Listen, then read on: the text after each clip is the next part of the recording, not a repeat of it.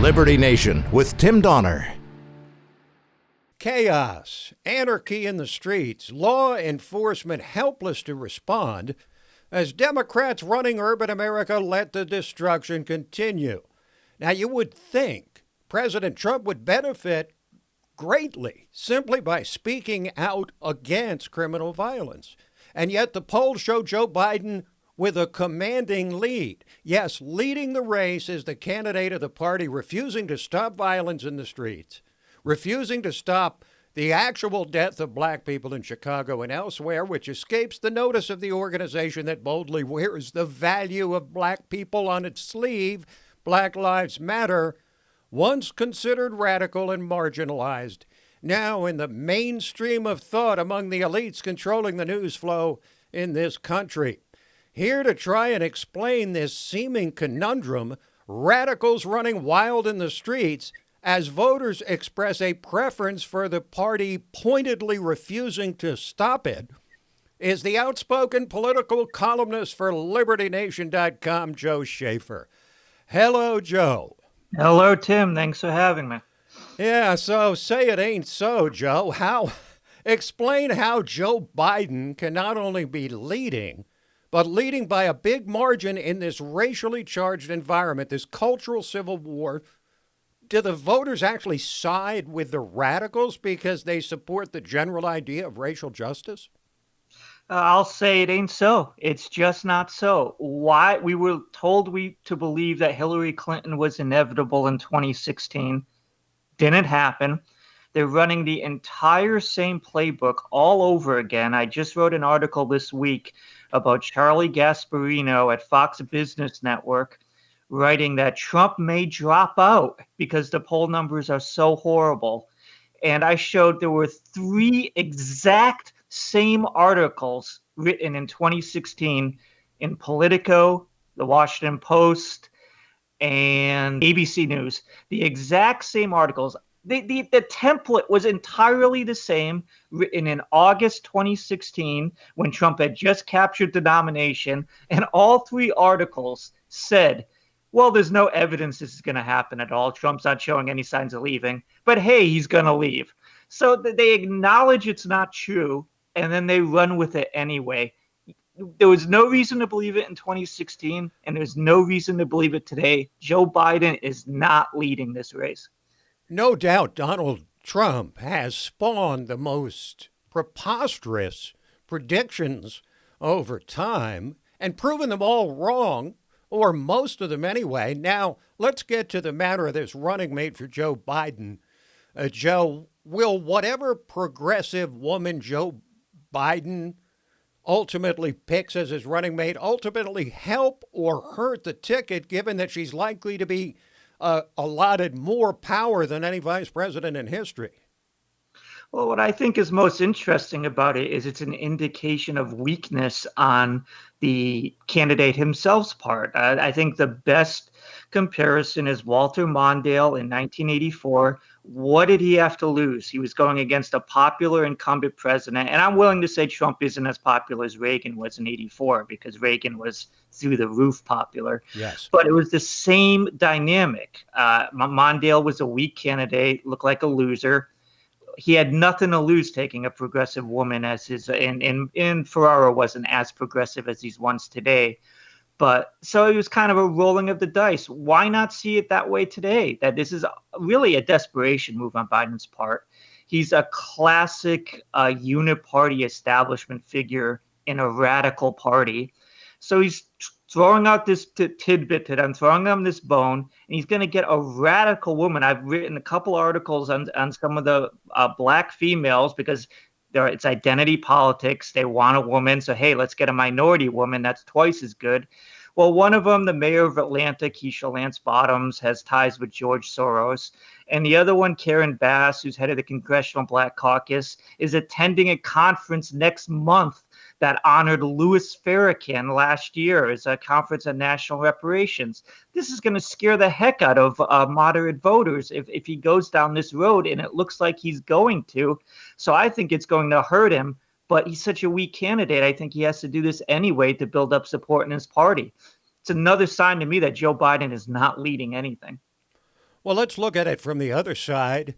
The reelection effort of Donald Trump. What has he done or not done to be down double digits to a candidate perceived as one of the weakest in a long time? Again, he's not down double digits. These polls are ridiculous. There's no reason to believe them. Do you know The Economist, that globalist rag website? They have the exact same thing the New York Times is running in 2016. Their model shows Joe Biden with a 91% chance of winning the election. So it says right now. You could go to their website right now. Joe Biden has a 91% chance of winning, according to them. Who believes this? There's no reason to believe this. That said, Donald Trump is doing some things wrong, in my opinion. He's listening to the type of advisors in the Republican side who are the very people he ran against in 2016.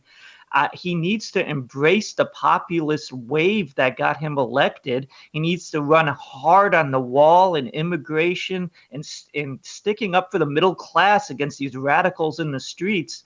I think he's getting some very terrible advice from establishment Republicans, and for whatever reason, he's listening to them. But there's still plenty of time for him to move away from that, and I do think he will as the summer moves on.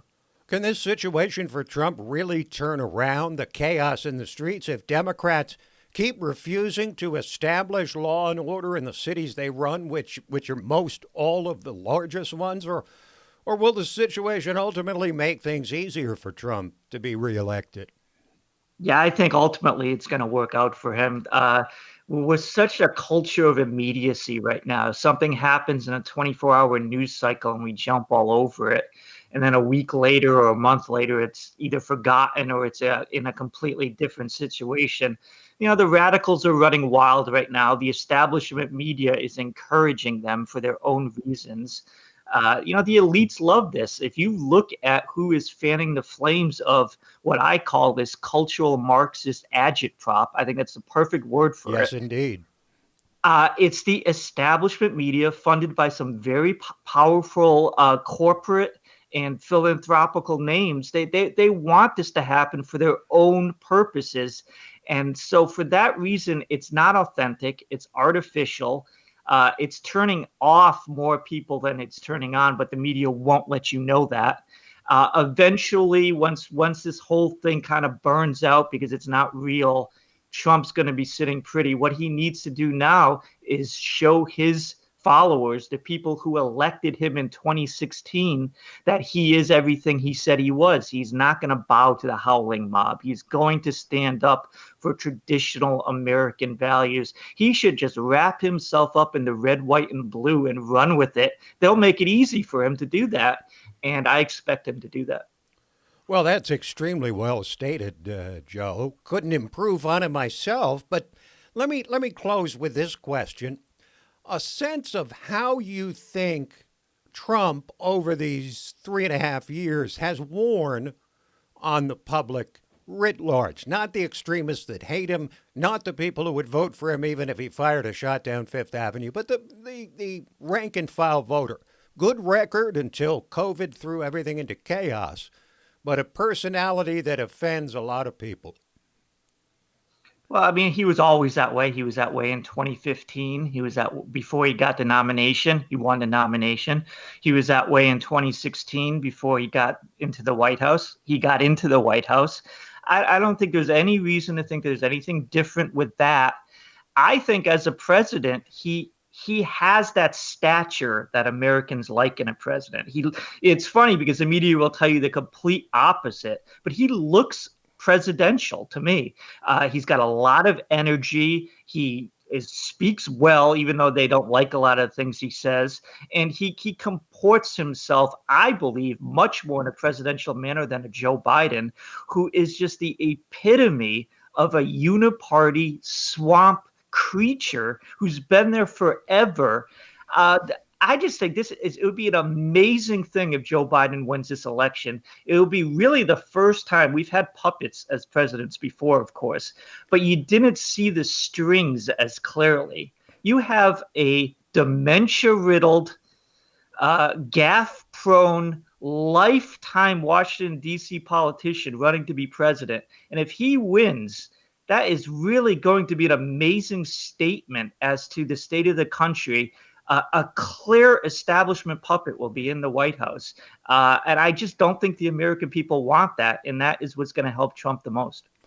Well, one of these days we'll get Joe to tell us what he really thinks. But in the meantime, we'll thank him once again for joining us. We'll be doing this, as we've said, with increasing frequency as November 3rd and the presidential election approaches. Thanks, Joe. Thanks a lot.